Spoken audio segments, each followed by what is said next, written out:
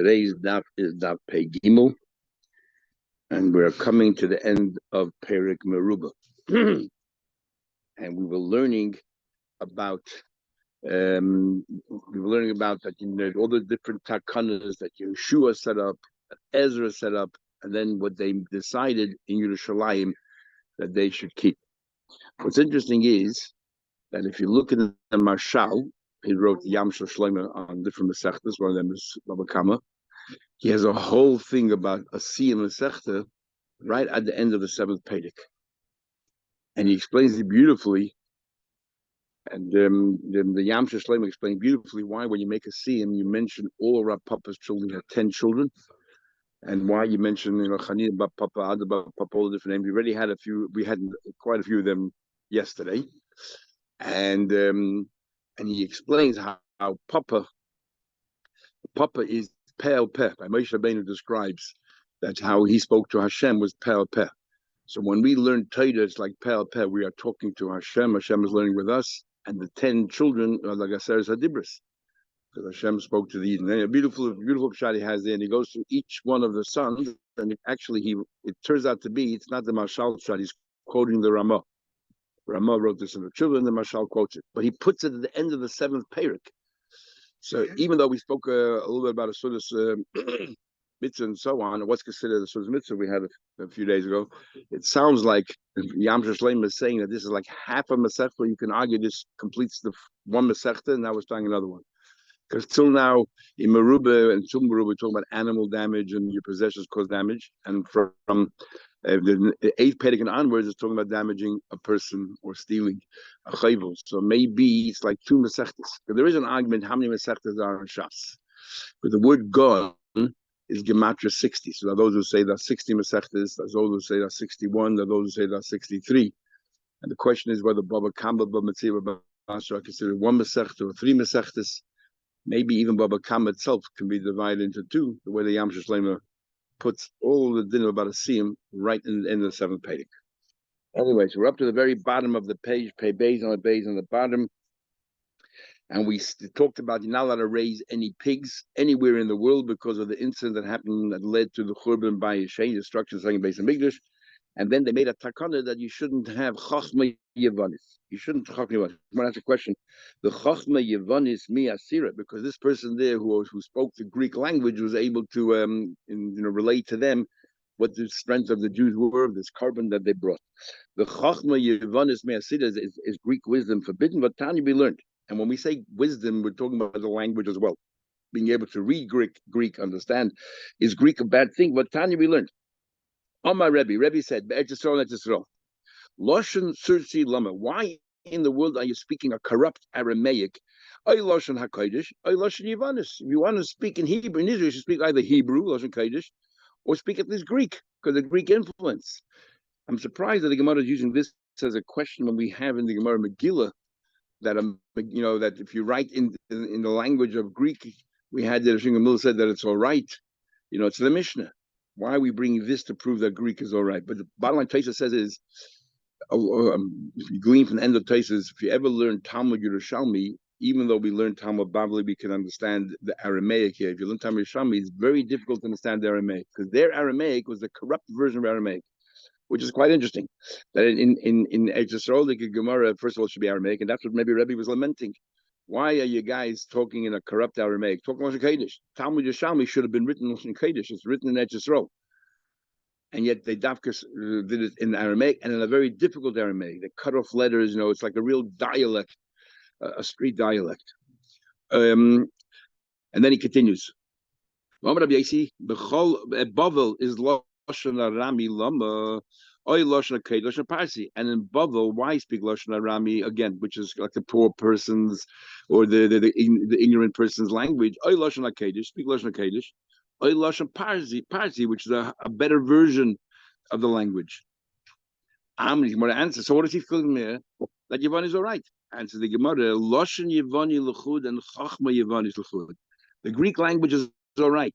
But the Chachma Yavanis is the elitist language, the academic language, and then if you understand academic language, you will be able to learn all the philosophy and be influenced by it, and therefore that's why And that is why that's what we're saying is forbidden. Says the Gemara, the Chochmas Yevanis means that's forbidden. Even Chochmas Yevanis, he said in the name of Gamliel, Any oil and nafshi mekol b'nai city, that my eyes affected me from all the people in my city, all the girls in my city. Ella, and he explains, Ella Yeladim Haya Bebeis Abba. Shmuel laments the fact that there were 1,000 children in our family. And Chamish Meis Mehem Lamdo Torah, 500 of them were dedicated in learning Torah. And Chamish Meis Lamdo Chachivanis. And we're talking not talking about little kids, we're talking about Bochum, as Rashi says. And 500 of them were studying Greek. And Kanva ben Achi Abba Ba'asya. There was a major. This is the, I guess, the time of the Churban, and he says they all perished except I and a first cousin of mine who lived in Asya, was like Asia Minor. And what's the problem? And it says he clearly that half of us were studying Chachma Yavanis. You just said that that it was banned. Amri, we say shiny base Rabbi Gamliel is different. So you cravim the Malchus. Because they were the royalty by us, so they were close to the royalty, the royalty of Rome. They had to be able to converse with them, so therefore they were allowed to study Chachma Yavanis. You're not allowed to cut. Koimi is what the Rashi means. You cut the front of your head and you leave a lump of hair in the back of your head. And it should be awesome because these are the ways. And of the, this is the blur, this is the way the goyim did it for the worshiping their idols, or it's a goyish thing. If we do something purely because goyim do, and trying to mimic them, it is forbidden because of Darkei Mighty.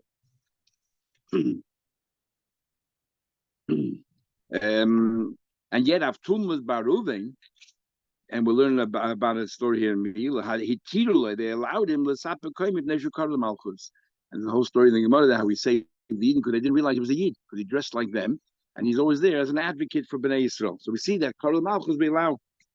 So the Gemara answers, the same heter applies to the family of Gamliel. They were also close to Malchus, and therefore they were allowed to. They were allowed to study Chachma Yavanis for the same reason. Now, the obvious question is if it's Taisa says that this kind of darkei amoidi is a sapa koimi is only a midrabanan, and therefore not that they were matir for Reuben Thomas. They never asked it in the first place for Karl Malchus, because if they would have asked it for everybody, it's not so simple to go along and overturn it. So, but here they said, under normal circumstances it's forbidden, but if it's necessary for whatever reason, then it's permitted. You're not allowed to raise a dog in your house unless it's tied down. Again, the Mishnah does not describe it as kelev ra, just as a dog. A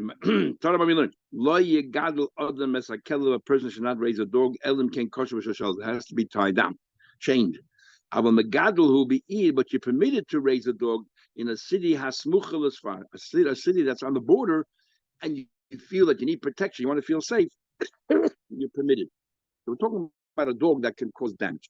The koisher by day you still have to tie it down because it can affect ordinary people, but at night you can untie it. Nobody's in the streets, you can untie it so you can feel safe. So if we read the Gemara here, it sounds like, but if the dog is not a dangerous dog. Actually, Gemara doesn't mention a word about dangerous dog here so far.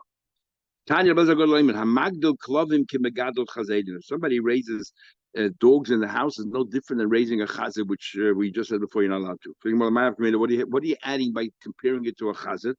Make him a labor order that you should be cursed. You should be cursed, because just like by a chazir we said, or somebody who raises chazir, the same thing over here also, cursed to someone who raises dogs. The Rashi and the Mishnah said a dog can do one or two things: either physically hurt somebody or intimidate, bark. By barking, and women are scared. The Gemara goes further that a woman could be scared. You can even miscarry if she's really scared. No, just letting it stay a pet. A pet. Bavel is like a city that's on the border. Now, what exactly does it mean? So the big machlekes in the Mefarshim, whether someone is say that is talking about Takim as a border town, and the chiddush is that it's not only Israel but anywhere you can live in a border town, it's forbidden. And other Rishonim say Nadoy is landlocked. It means if it's a Jewish neighborhood surrounded by goyim, you're permitted to have these guard dogs or these dogs that give you security. When he read, says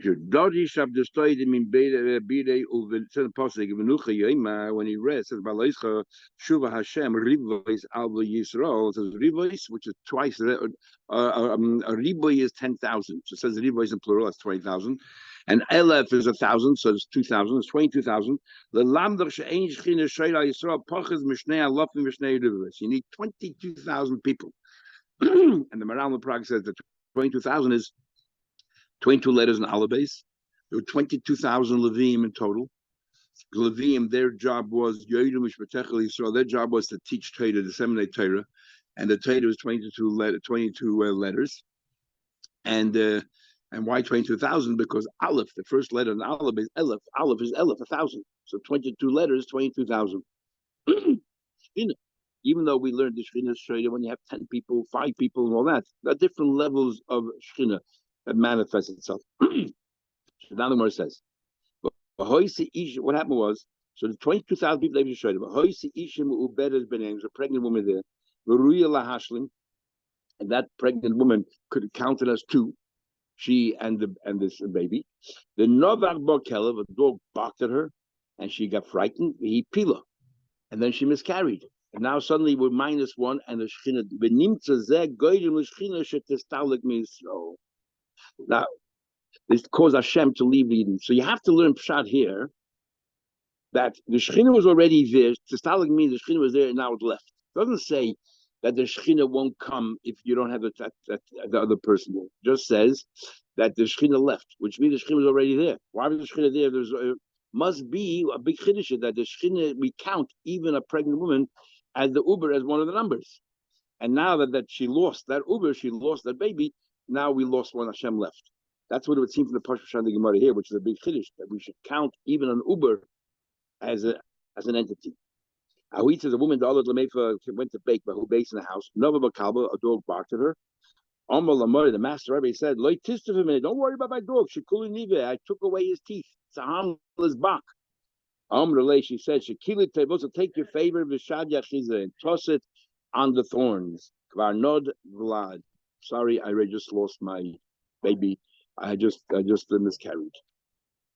So nowhere does the Gemara say here anything about kelevra, but because we're talking about barking, so kelevra, there's there's different kinds of degrees of kelev. It seems from here that this kelev that intimidates others have to be tied down. But if it's tied down, it sounds like it's all right. We had before that kelovim koifrim. We had little tiny dogs that are harmless. You're allowed to. Do you have to tie those down as well? Not clear. The Shulchan talks about a kelev ra.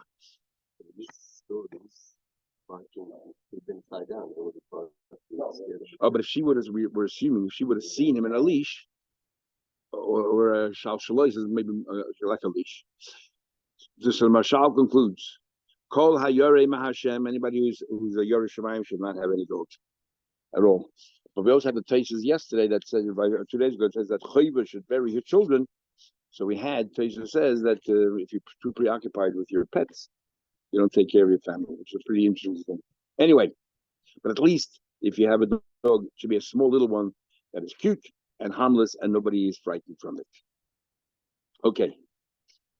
But the Ramah has an expression, Fuk Chazima Amad Abat, if I remember correctly, he says, let's see what people normally do. If people, as if to say, if everybody has dogs, then it's fine, but still under a leash. That has to be, but it's still fine because that's what the people do.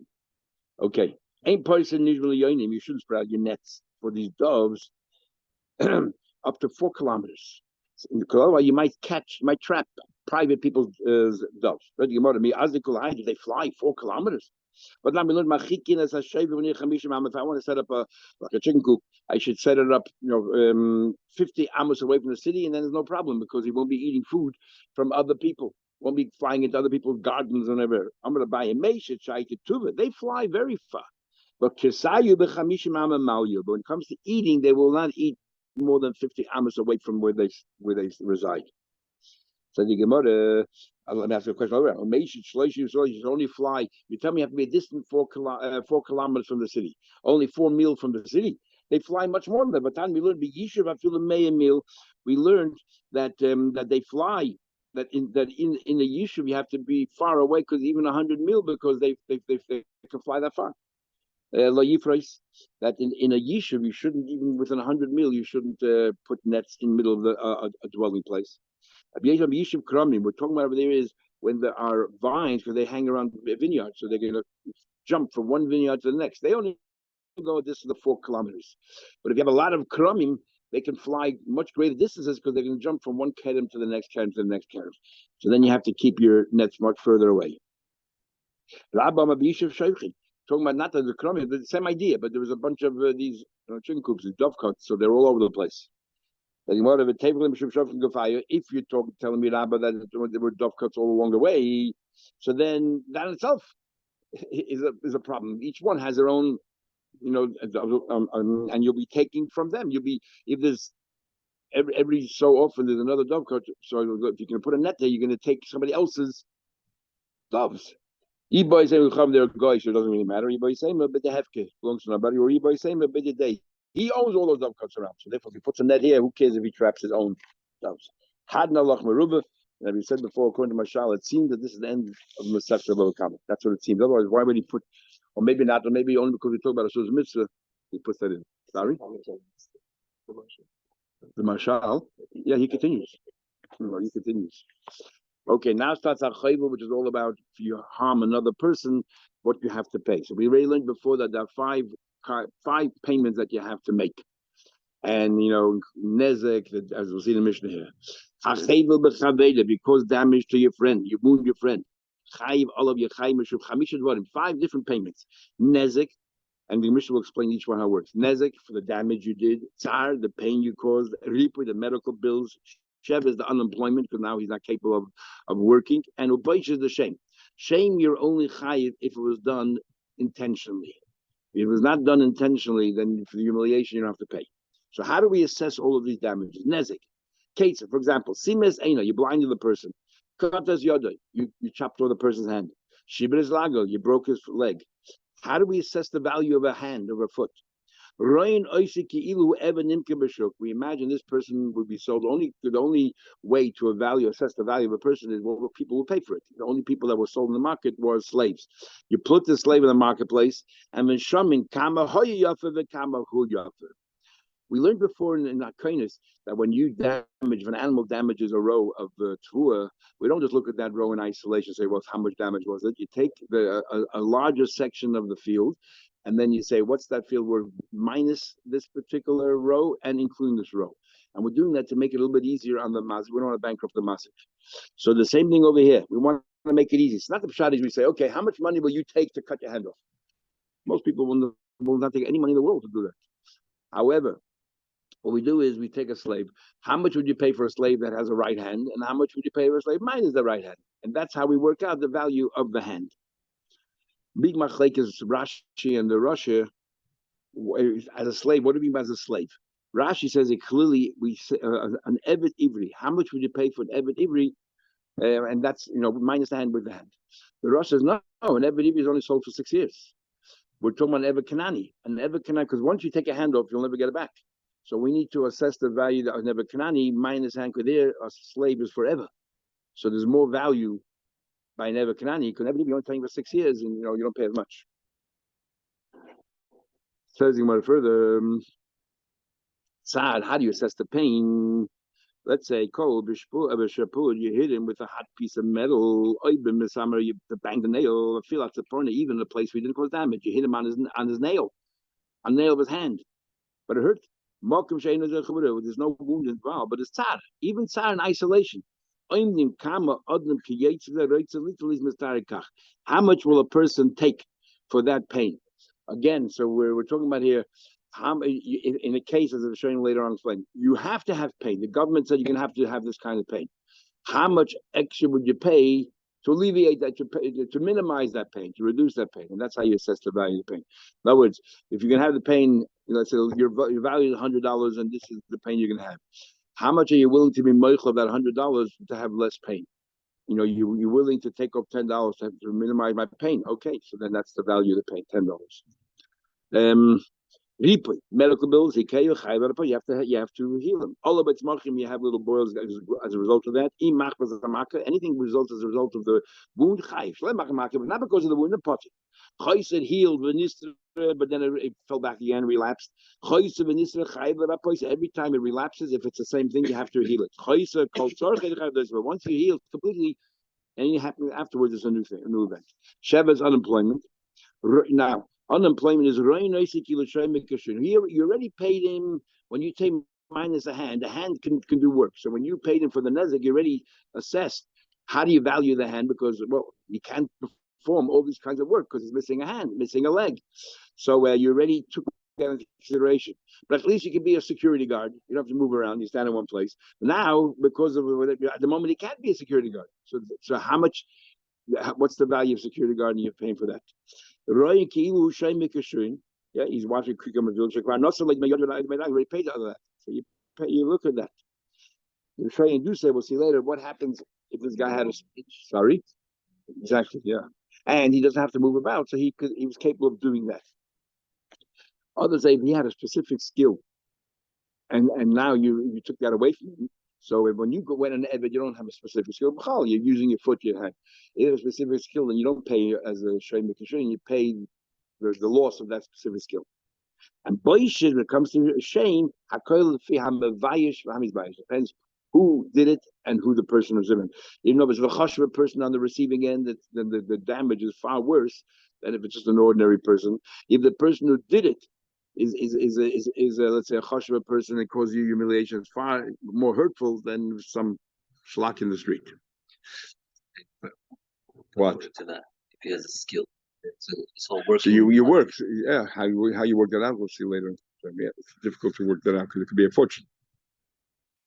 Says the Gemara, but you have that lahapnagosha courts. This happens. They say they work out. These punitive damages, and there's regular damages. Gemara. Amai, why are you paying money? The Torah is ein tachazayin namrachmana aim mamish. The real version is really going. How do you know that you have to pay money? The Gemara doesn't mention this. It's just a word. Ayin for the eye, for gouging the eye. Tachas ayin. If you put the alibes out there and you look every letter, you'll see something interesting. Ayin. What's the letter before? Tachas means underneath the letter before. What's the letter before the ayin? Is a samach. What's the letter before the yud? Ayin is spelled ayin yud nun. What's the letter before the yud? Is what do you call it? The other way around. Ayin tachas means what's next underneath. So the letter under the letter after the ayin is pay. The letter after yud is chaf, and the letter after the nun is samach, which reads kesem. So ayin, what do you pay? Tachas ayin. The next letters come underneath. Anyhow, the Gemara doesn't say. The Gemara gives other things. Ayin tachas ayin. Ayin mamash maybe needs to gouge his eye out. Well, says I can't be a time we learn. Yochel sim. Saying that the Brisa says we would have thought you blinded somebody misamas ain't that we should blind that person in his place. Cut as yada, we do midi connected midi. You cut somebody's hand off, we'll cut your hand off. You broke somebody's foot, we should break your foot. It says maka adam. It says in one pasuk. It says if you strike a person, umaka behema, and if you strike an animal. Ma maka behema letashlumin. It says maka behema and yishamena and so on and so forth. Well, maka adam yumas. Maka behema shlumin. When it says when you hit an animal, what do we? Everyone agrees you pay money. You don't do to you what you did to the animal. Is that maka adam shlumin? So it's in the same pasuk. The same thing applies to the person. Even not shlumin. You can ask me a question how do you aim it, but there's another pasuk where it says lo yisikchu kaifer lenefesh a murder. You don't take blood money. Ashehu Rasha Lamud, because he's a Russian, he has to be put to death. It comes to tell you only by a murderer we don't take compensation. But if somebody just caused damage, and irreversible damage, we will take money in his place. Hi Maka. When we say you wound, what are we talking about? You said Maka. Which Maka are you referring to? You said Maka Adam Maka Behem. Which Maka? The few psukim regarding that. He says a pasuk. Maka behema yishamena. Yet if you hit it, strike an animal, you pay. And then it says, "Maka adam yumus." You strike a person, you get killed. How big dollars is? It's clearly the pasuk you get killed for striking a person. So that can't be the pasuk you're referring to. Another pasuk where it says, "Maka nefesh behema yishamena. Says another passage in the Bachar, if you hit a behema, you pay nefesh tachas nefesh, and then the next passage is the ish ki yitimum musit. So buy an animal, it says nefesh tachas nefesh. It definitely means you pay money. And the next passage says if a person places a wound on his friend, is kashos against whatever you did, you do to you. Since of the juxtaposition of these two psukim, so l'chayda means the same thing of money. Says Gemara, "High love maku." Where does the pasuk use the word maku here? It says the ish ki yitin mumba misa. It doesn't say the word maku at all. What do you tell me? The Gemara thought it's exer shava. So Gemara said, "Hakor kar." We don't mean the exact word. We mean the gist of what happened here. The story is the same, even though the psukim are not exactly, and we could and still exer shava. Why is exer shava? Because remember we had Rabbi Shmuel, the famous Shmuel, the shav hakoyin, the bar koyin. Even though the words are not the same, but the idea is the same. We can make exer shava out of that. It means pay money. So the it says in the pasuk, it sounds like you get put to death.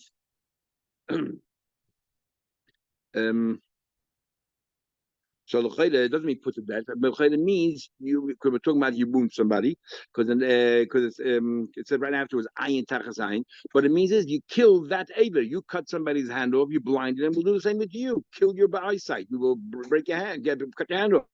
Amputate your hand. But it means money. How do you know money? Maybe misa mamish. Maybe it means misa. It can be. First of all, we just said before, we have Exer Shava, number one.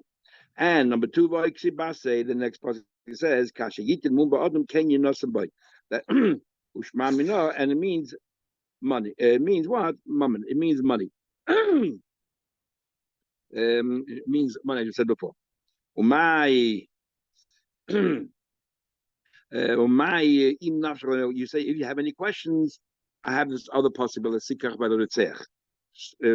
What question would you have? My why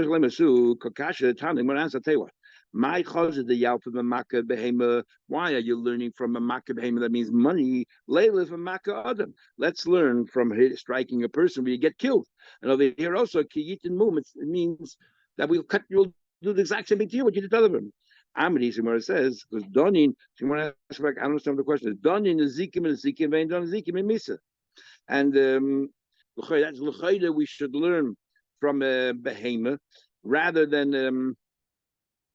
and rather than Adams. That's more than answering. That's a question that Tana says, Im nafshach loim. It's very simple. Obviously, what do you do to the animal? You damage the animal. So therefore, whatever you do there, should we learn from there? Why? Not when you kill the person. What do you say? If you kill the person, you get killed. So here, you killed his Ava, you should get killed the Ava. We have a choice of learning damaging, which is what you're doing, versus learning killing. Obviously, we should learn from damaging. Then what done in Adam and done Adam, you have a choice to compare a person to person. And therefore, this says Misa over here by an Ava, we should say kill that Ava, rather than learning from an animal where it's money. That's what it says. If you can ask this question. So as what answer the Braisa answered, says another pasuk, don't take money for murder, but for other places you do take. The Braisa says, therefore, only for murder we don't take blood money. But for causing damage to another person, we will take money. Says in Gemara, and you're telling me now what this pasuk what do you call it? With us, you're telling me it's coming to tell you that we don't, cut down your avid. Well, we'll take money. We need it for something else. That we learn from here the pasuk is not extra to learn. You make a whole inference. Only the Torah. Why the Torah to teach you that only time that we kill you so that we don't take money is after the but in other cases we'll take money. For example, if you amputate somebody's hand, we won't amputate your hand. We're not going to kill your hand. We're going to take money. But it's not extra. We need that pasuk to teach you that if you killed somebody, we're going to kill you in his place, and you don't have to pay money anymore because we have a rule. We don't give two punishments for one act.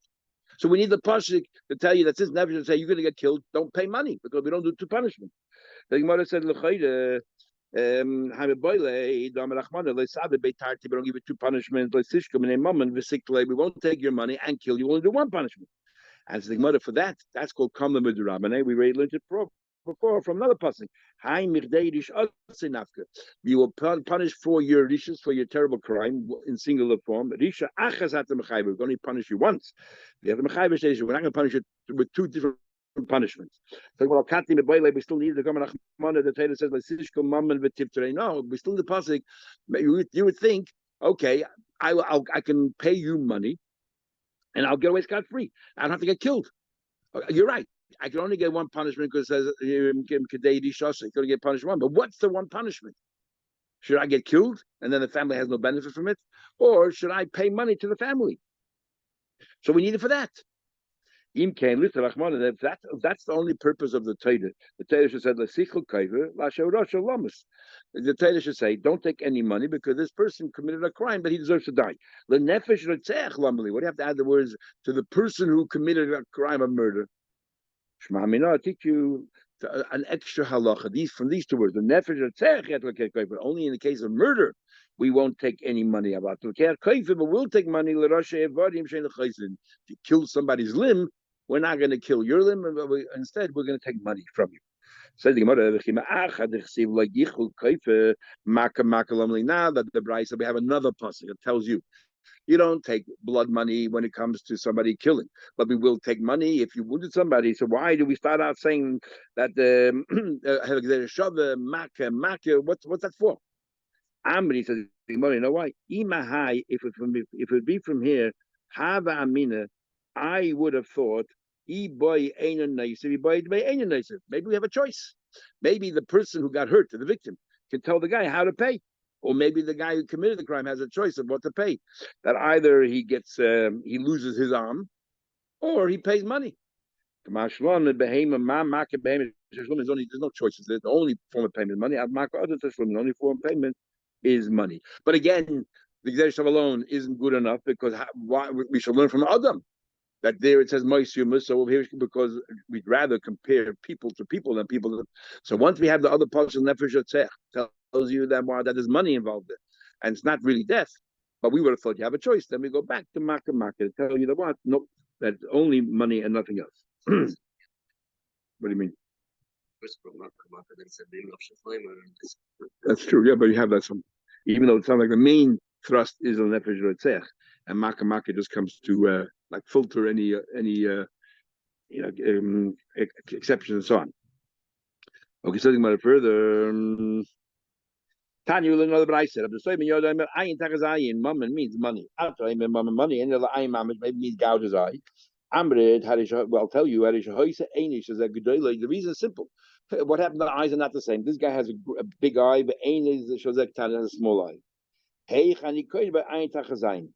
How can I say an eye for an eye? It's not fair. This guy, let's say the victim had a very big eye. Now, what does that actually mean big? It means in size, or it means he has a better eyesight? And this guy has a poor eyesight. Not clear, but it sounds like physically he has a larger eye. And we're talking about, gouging the eye itself.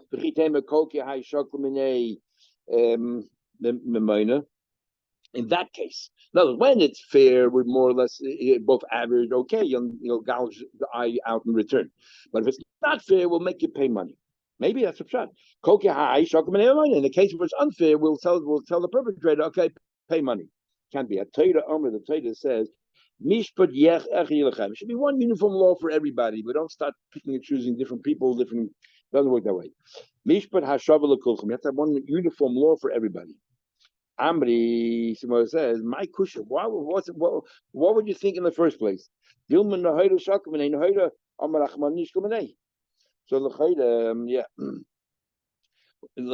did you take from him when you gouged his eye? It's the eyesight that you robbed him from. So over here also, when you gouge this guy eye back out in return, you took away his eyesight. And therefore, what do you tell me? It must be money because it can't be any other way. One guy's a big guy, one has a small eye. Who cares the size of the eye, which we said before? It's the eyesight, and so therefore you robbed this person from his eyesight, and we take it back away from you. Why doesn't the Gemara say here that not everybody sees the same way? Everybody has 20/20 vision. But anyway, what it says, because I'll ask a question. What am cutting the gadol? A guy is 5 foot, killed the guy who's 6 foot. Or a gadol is harder to cut. A guy 6 foot, killed the guy who's 5 foot. How can you kill him? How can you kill him? You got rid of 5 feet of a person, he got rid of 6 feet of a person. That's all you can tell me. It's you snuffed out his life.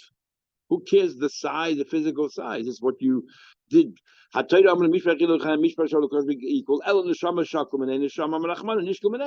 snuffed out the person's life. The return, we should snuff out your life. That you took away his eyesight, we should take away yours eyesight. And so therefore, we need another limit to tell you that you pay money here. That you pay money. So we'll have a number of other brayos teaching in the same. Change tomorrow, Mr. Shem. Have a good day, everybody.